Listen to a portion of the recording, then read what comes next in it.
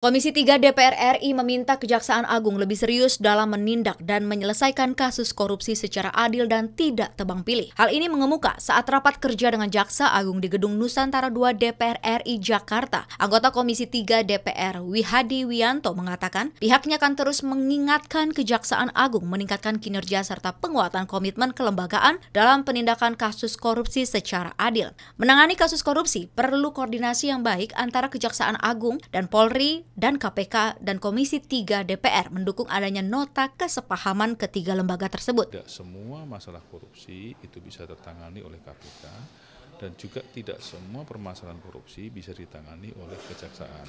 Jadi ini adalah sinergi, ya kan? Dan pihak kepolisian pun juga bisa menangani permasalahan korupsi tersebut, ya kan? Jadi ini semuanya memang tiga-tiganya harus jalan untuk menangani permasalahan korupsi. Sementara itu, anggota Komisi 3 DPR RI, Didik Mukrianto, menyatakan kebijakan kerjasama antara Kejaksaan Agung, Polri, dan KPK harus bisa memberikan legitimasi yang jelas pada proses penegakan hukum, termasuk ketika ada oknum dari internal dari lembaga tersebut yang terlibat kasus korupsi. Untuk itu perlu adanya transparansi dalam penanganan sebuah kasus. Langkah yang diambil oleh para aparat penegak hukum kita, di antaranya Kejaksaan, KPK, dan Polri yang melakukan MOU.